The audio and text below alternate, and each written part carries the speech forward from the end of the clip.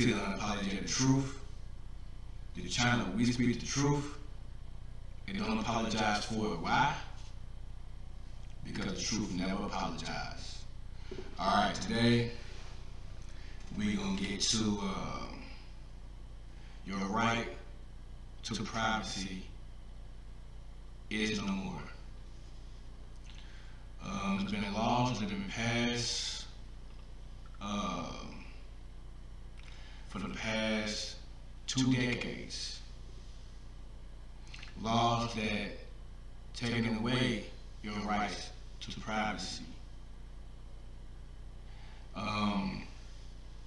They go by writing small laws first, and then starting writing more small laws to double down on that one, and then more to double down on the next one, to double down on the next one, until your whole privacy to rights, your whole rights to privacy is deprived from you.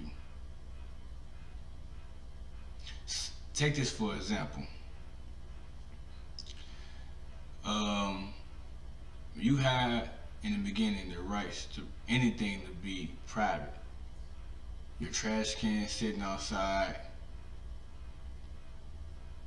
inside your home, inside your car, your emails, your mail, and also not only your mail, but your information that you had on the internet. You had a right to privacy of those things. Now, they've written laws that they can surveil you when you're out in public places.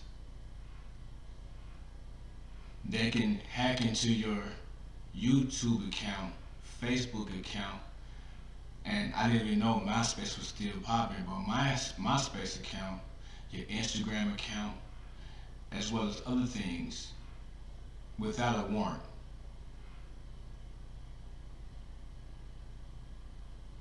They can go in your trash that's sitting outside without a warrant.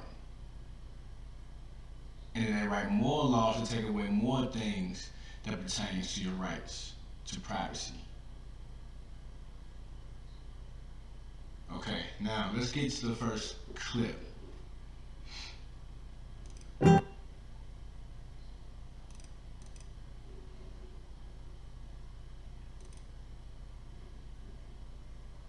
Excuse me while it goes up.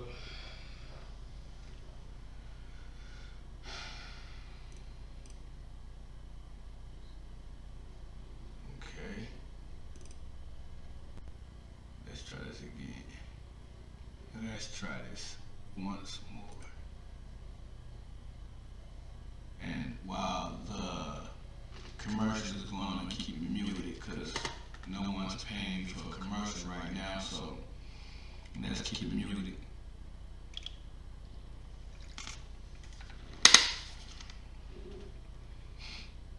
Okay, here we go.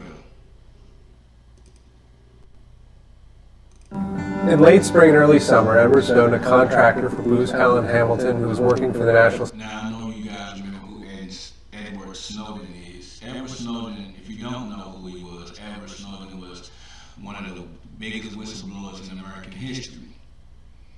He's the one that came forward with the information on the government spying on American citizens. Going to your Facebook account, using your cameras on your phone, using cameras on your screen, your computer screen. It really didn't matter if they had a camera, they were hacking into it. Also, they would listen to you through your phone.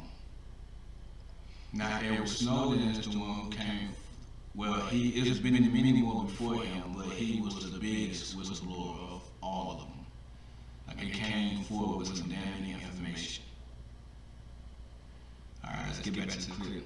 Security Agency, began contacting reporters around the world saying he wanted to give them information. He basically took, as one person told me, one of everything from the deepest, darkest safe house within the NSA, describing almost everything they're doing around the world to collect information, both on regular citizens and on traditional surveillance targets.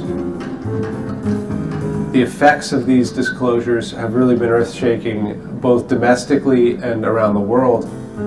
In the US, there's congressional reform efforts. President Obama has come up saying he wants to pursue reforms. There's resolutions at the United Nations that could actually change the way the world talks about privacy as a human right. And then there are a number of diplomatic crises that have started as a result of this. Ostensibly, allies of the United States very upset about the surveillance that's been disclosed. And finally, there is a real fear among the U.S. technology community that foreign customers will not trust them now, both because there are working relationships between the NSA and these companies, but also because the Snowden disclosures revealed that the NSA was also hacking into these technology companies without their knowledge. Snowden was 29 years old when he leaked this information. He's since turned 30. He's living now in Moscow on a one-year asylum grant from the Russian government. He is someone who has thought very deeply about what he did. He thought very strategically about the information he leaked, and he has a cogent argument which has been spreading. And for that reason, I think that the mark that Snowden will leave on the world is that he is the person who has really introduced, in a popular sense, the notion that this brave new world of internet communication, which gives us so much wonderful things, can have a dark side. This is about a trend in the relationship between the governing and the governed. And there is a requirement among democratic states to think about the issues that arise here and figure out what rules and regulations they want to put in place. Exactly. So we see that Snowden is the one, the biggest whistleblower that Americans have ever seen, right? Okay, so now we see that the NSA can hack into any information they want on the computer on you. They can hack into your computer, they can hack into your Facebook, they can hack into your Instagram. They can hack into whatever they want and find out any piece of information they want about you.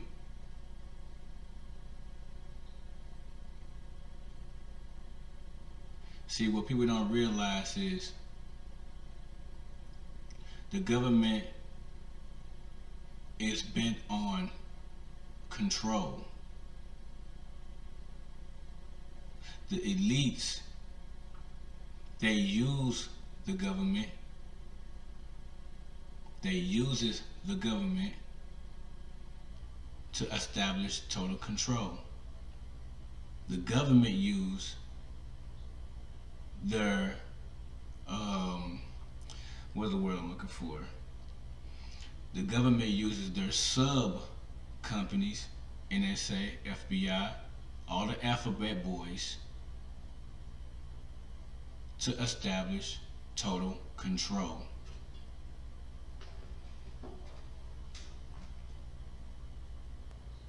And the rabbit hole goes deeper than that. Which brings me to my next clip.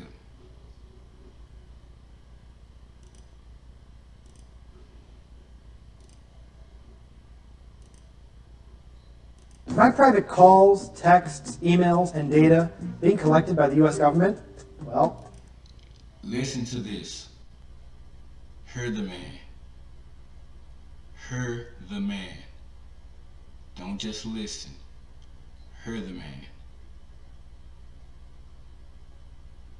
Your constitutional rights are all being stripped away, one by one. And I'm going to expose all of them.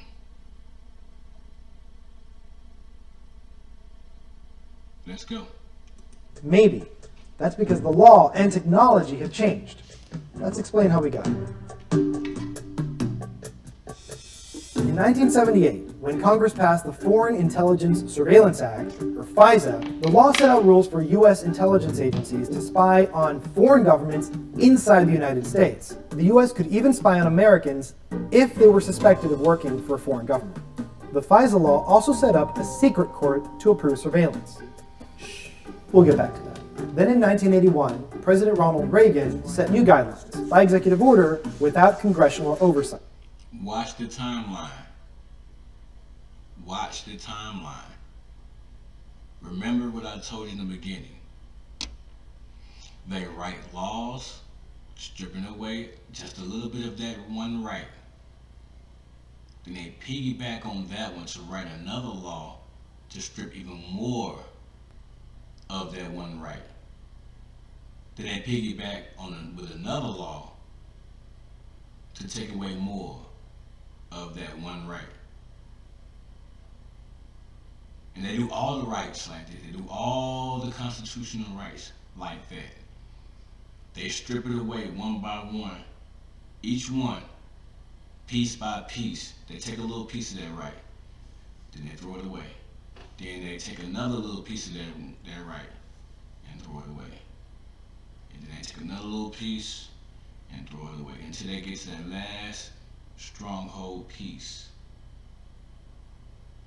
And they take that last stronghold piece, and guess what?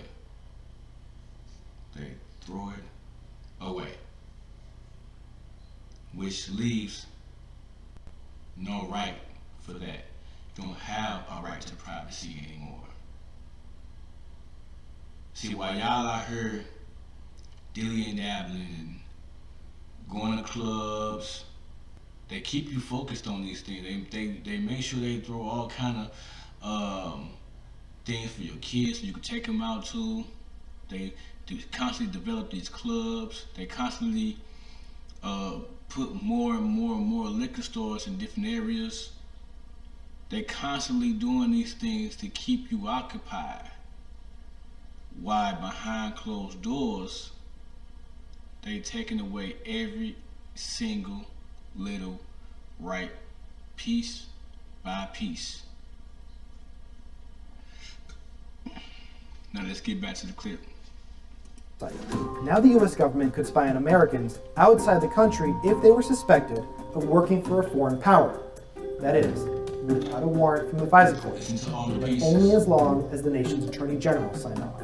It allowed for a broad collection of information. Fast forward 2 decades. Technology changed, and so did the world. In the weeks following 9/11, the Bush administration started a vast, secretive, and controversial surveillance program that let the National Security Agency monitor who Americans were talking to by phone and email. If anyone on the line was suspected of terrorism, the government could listen to the actual phone calls or read the emails. This surveillance continued under the Patriot Act, now with the approval of Congress. How did the government justify collecting all this data? They argued that fighting terrorism is like finding a needle in a haystack, and you need the entire haystack to find that needle. In 2008, Congress approved even more surveillance. This time, technology played a huge role, because by now the United States had become the world's information superhighway, and much of the globe's communications were routed inside the country. FISA, that 30-year-old law that was meant to spy inside the country, was used as a prism to spy on the outside world.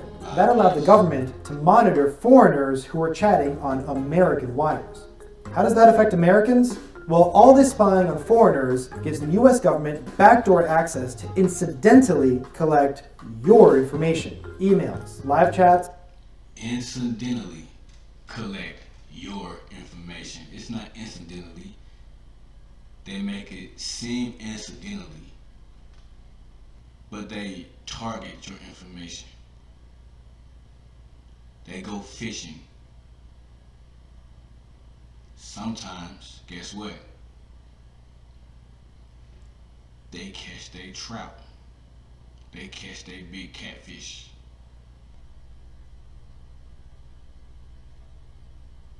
So they incidentally, while tracking so-called terrorists, they incidentally get your information. Go figure. Photos, file transfers, even if you are not the target. All this is happening without the standard warrants we've come to associate with suspected criminal wrongdoing, all in the name of national security. Under FISA, the secret court gets to decide whether the government gets all this information. That said, intelligence agencies are required to mask or conceal Americans' identities from surveillance records, but top officials have the power to unmask your name. In 2013, Edward Snowden revealed how President George W. Bush had expanded this surveillance machine and how it had continued under President Barack Obama. As a result, Congress was pressured to end bulk collection of Americans' telephone records 2 years later. But just before he left office, President Obama allowed the NSA to share its raw data with the other 16 intelligence agencies, with some limitations on searching for Americans. So here's where that leaves us. If your communication happens only inside the country, none of it's collected without a criminal warrant. Unless you're a spy, or talking to a spy. If it bounces outside the US, it could get collected incidentally. If you're not an American... You heard what he said. Without a warrant. They don't need a warrant to go into your private things.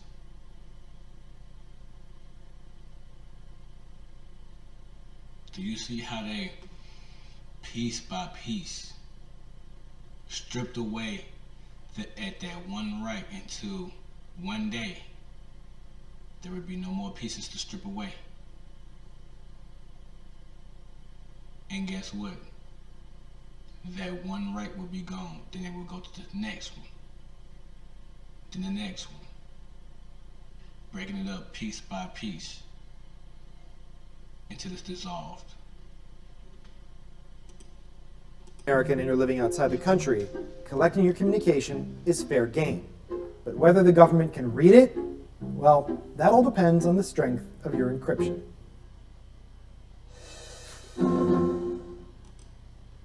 Right.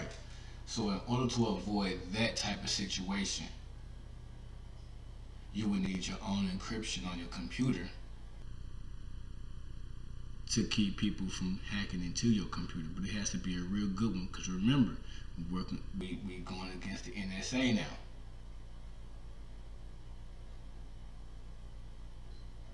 They have some of the brightest people who work with computers and hacking.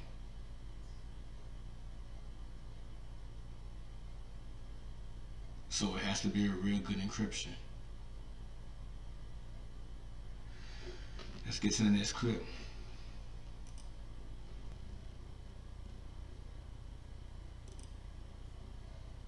Now this one, he's gonna go very much deeper.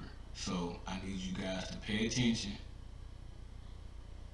listen, but most importantly, hear what he has to say. Because he has a lot of information that he's trying to bring out within a certain amount of time. So pay attention and hear the man. For non-United States persons outside the United States. We've got a declassified FISA court order really chastising the FBI for its use of the Foreign Intelligence Surveillance Act, FISA, against American citizens. The court's word were systematic, widespread violations of the civil liberties of American citizens. We have set the stage for either soft or hard totalitarianism.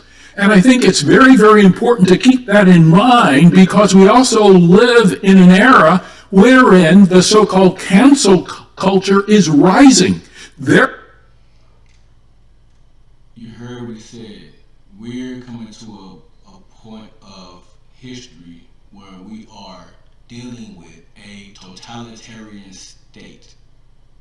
If you don't know what that means, look it up. It's very important.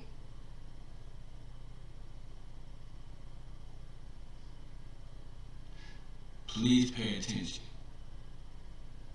Therefore, individuals are being selected as targets arbitrarily and capriciously. They're taking data gathered through a law that does not apply to these citizens and using it. And they consistently do it, despite being warned by the FISA court to not do it, because they know the FISA court at the end of the day, Wes, isn't going to stop it. The nation's premier law enforcement agency breaking the law. And what we've discovered is this Horowitz report, the IG in 2019, the FBI has continued even more so to violate this law. You look back at that report from Horowitz, he said at the time there were 17 significant errors of omission. What is that? That's deceiving the court. And 51 unsupported factual assertions. What is an unsupported factual assertion? It's a lie. Is this just normal operating practice? That's what scares me. That the FBI has gone to normal operating practice where everybody gets queried through this program. And that leads to, again, for me to believe that in an age where we're all getting a little sick of government interference, how about we abolish the FBI, come up with a new organization that carries out the functions it should without these secret courts. No secret courts in the United States of America. These private courts where you have one side represented, the other side's not represented. I'm not sure. I think the usefulness of that is probably, and I was a supporter of the FISA court, but the abuse that I witnessed in representing the president, the 45th president of the United States, and continue today to see in this order that is just released from the FISA court, tells me that it's like the IRS. We said they were institutionally incapable of self-correcting, so they had to dismantle the whole tax-exempt division to get it back into some kind of functioning thing. I think the FBI, what Jordan said, is absolutely right. Totally out of control. In 2018, this presiding judge, Busberg, ruled that the FBI's procedures were inadequate to meet Fourth Amendment privacy standards. He required them to put it in writing. Inadequate to meeting the Fourth Amendment privacy status, piece by piece. How do you do this? And the next year, 2019, the same judge scolded them for improperly searching people's records. For example, in 2019, in August, an FBI analyst made a query for thousands of U.S. citizens. Only 7 of them had a connection to an investigation. The FBI cannot cure itself. I think it is systematically corrupt with respect to the application of the Fourth Amendment. I also think in this particular instance, the court has allowed itself to be emasculated. Why? Because it's saying that we cannot engage in sufficient oversight because of a pandemic. During a pandemic, the Fourth Amendment is not suspended. They shouldn't even be running them through that database. They have been warned on this. The FISA court has warned them on this. The FISC court has warned them on this. And this court, now that this opinion has been declassified, says, well, we're going to still allow it. We're going to allow you to continue, but you got to fix it because of COVID last year. We couldn't do proper oversight. That's a scary statement. In December, the Inspector General's office released its report on the 2016 Crossfire Hurricane investigation and certain related FISA applications. The failures highlighted in that report are unacceptable, period. They don't reflect who the... Now, I don't know if y'all know who FISA court is, but it's a secret court that the government or the NSA or the FBI, or not only the FBI, but local law enforcement can go to get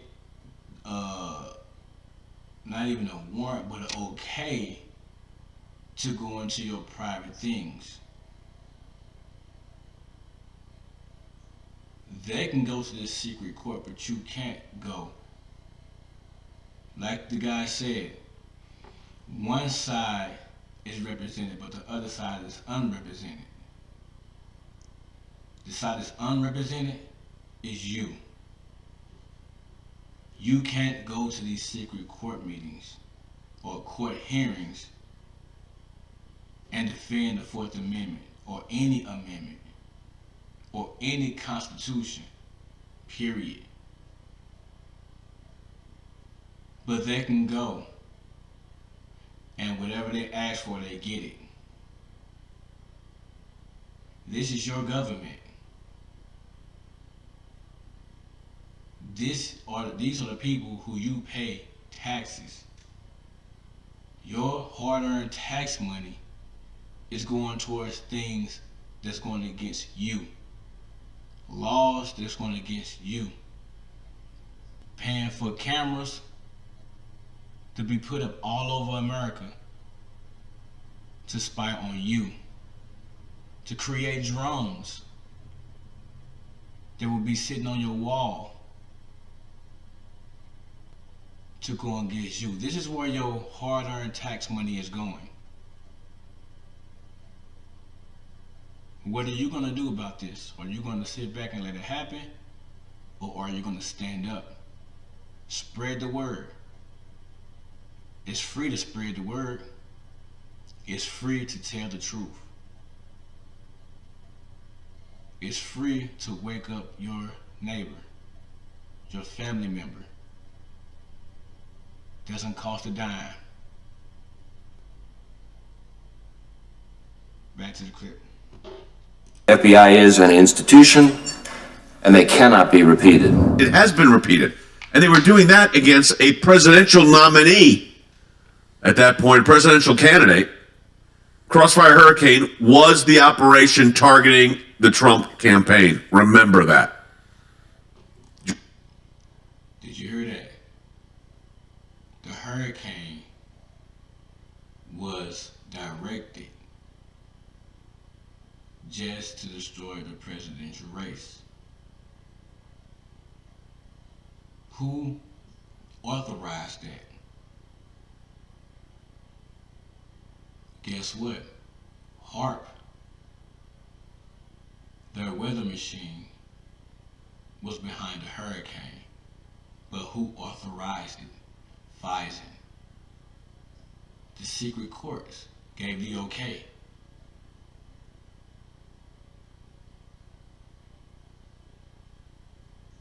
Jordan and I, on this table, among some of our other colleagues, handled a lot of this. We saw the abuse firsthand. I could tell you stories that would have your hair stand up. What these agencies were doing, including the lawyers. It was outrageous what was going on and is going on now. I think it's time to abolish the FBI and abolish the Foreign Intelligence Surveillance Court. They've had their chances. We do need a law enforcement agency, but sometimes your name, it's too sullied, it's wrong. The people that were running it and the bureaucrats at the top, Christopher Wray is no better than anybody else who's run the FBI, and is no better than Comey. They're doing the same thing over and over again, and they are political actors, which makes it just like the IRS targeting.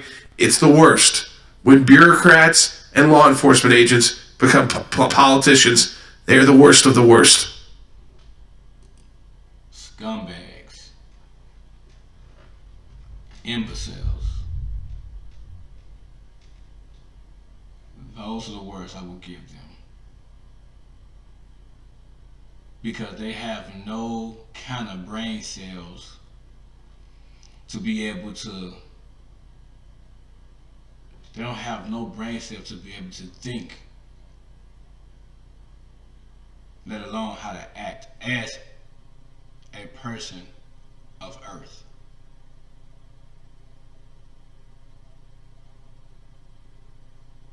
What they think about is destroy, control, destroy, control. That's it. That's all they think about. Now let's roll on to the next clip.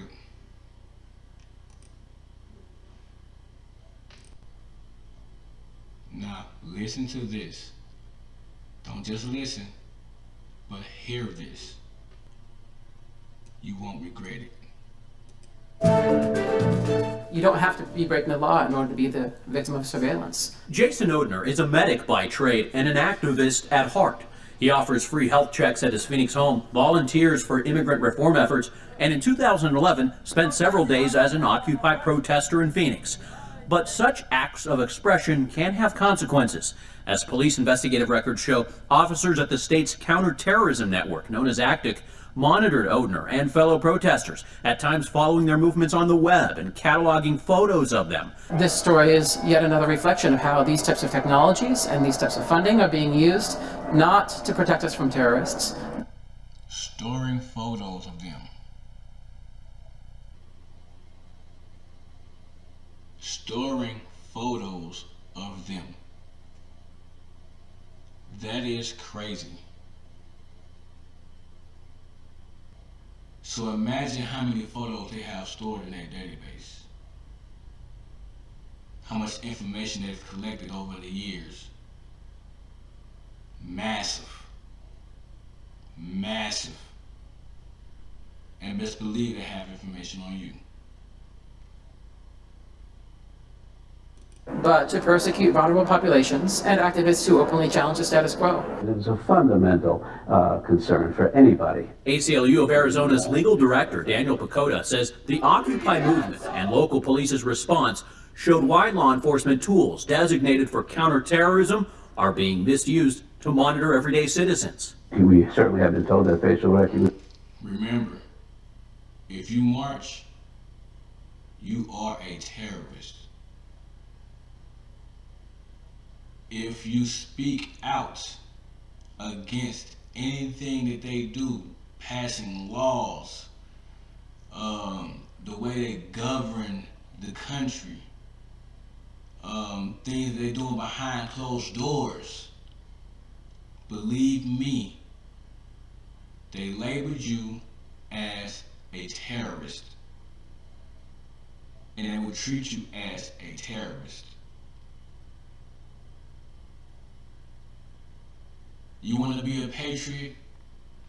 Bow down to your government and let them do whatever they want to do. That's their patriot way. Your patriot way and their patriot way are two different things.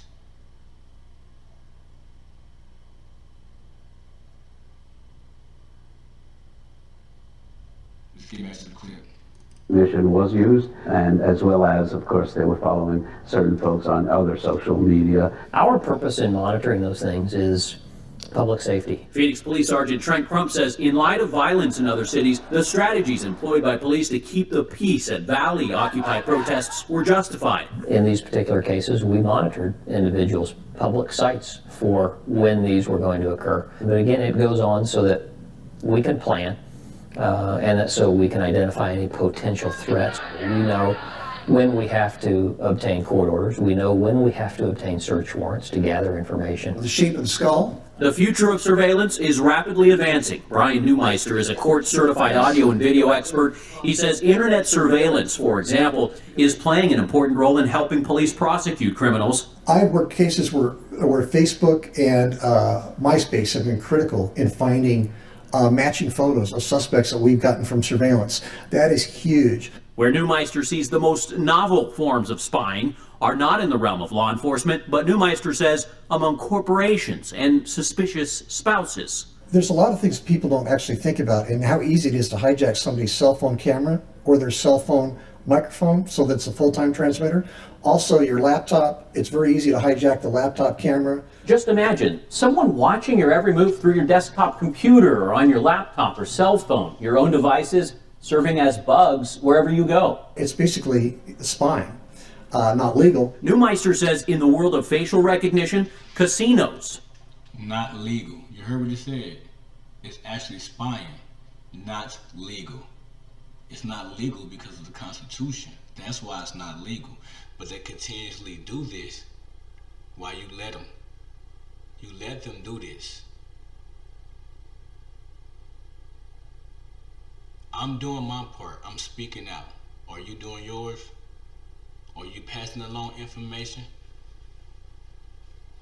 I'm at the forefront of this. Not hiding behind the mask. Not hiding in the dark. Forefront. You don't have to be in the forefront to do your part. Just pass along information. That's it. are at the forefront. You've got to look at how much money there is to expend on this stuff. Local law enforcement doesn't have that kind of money. As technology advances, some worry the lines are blurring between civil rights and surveillance. Police say they're also working to keep up. As we use Facebook, as we use automatic license plate readers, as we use high-altitude surveillance equipment in the city of Phoenix, it is our responsibility to secure that data, use it properly to keep the public's trust. Crump says when it comes to storing photos of individuals for the use of facial recognition or police work, they follow legal retention guidelines that dictate how long photos can be kept on hand. But they keep those photos. When you're surrounded, They keep those photos. people are acting the fool, man. That's my reaction. And it's almost like it's like a copycat thing now. Who can one up the... Now, they do that indefinitely. Indefinitely. They don't never get rid of the photos. They don't. All of your information they get from Facebook, from Twitter, from Instagram, MySpace, whatever, your emails, it doesn't matter. They store them indefinitely.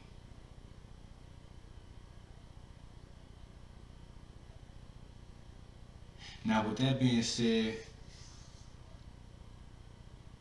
everyone needs to wake up collectively. It cannot be sporadic. It has to be collectively for anything to happen, for things to change. See, the elites, they're working hard while you ain't working at all. They're working hard towards their goal of total domination of Earth. And all of you are their subjects who depend on them for food, water, and clothing, and housing.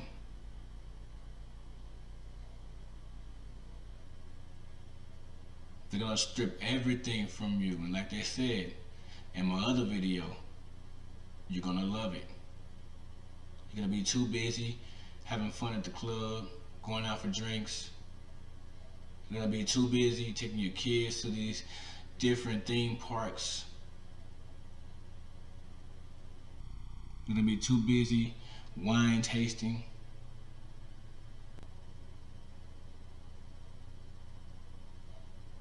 Watching TV, which there's nothing wrong with watching TV, but also put in your time in spreading this word.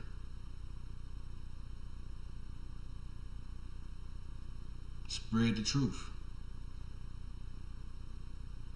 Whatever it is, your version of spreading the truth, do it. As long as it is the truth.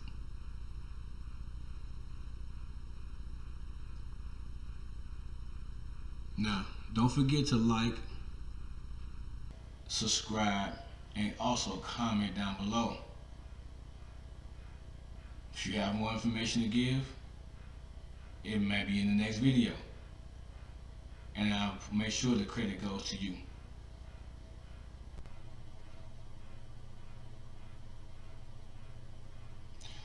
So don't forget to subscribe. Subscribe, subscribe, subscribe. Also, share this video with everyone. Leave a like. The more likes we get, we have 214 subscribers so far.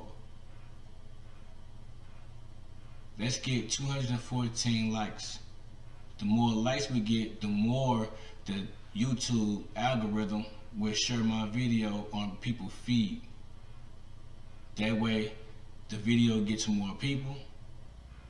That way, more information to get out. Help this channel grow. If you like the truth, if you like the information I be bringing out, if you think my information is relevant, share the video, leave a like, comment.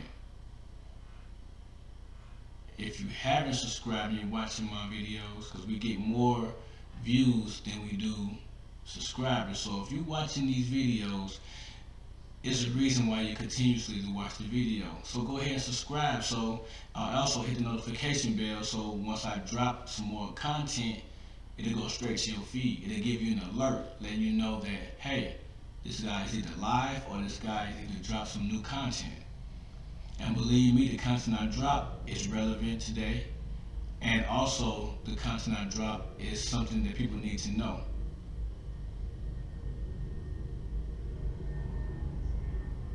It's free to leave a like. It's free to subscribe. You're not spending any money. With that being said, this is Unapologetic Truth, the channel we speak the truth and don't apologize for it. Why? The truth never apologizes. I'm out.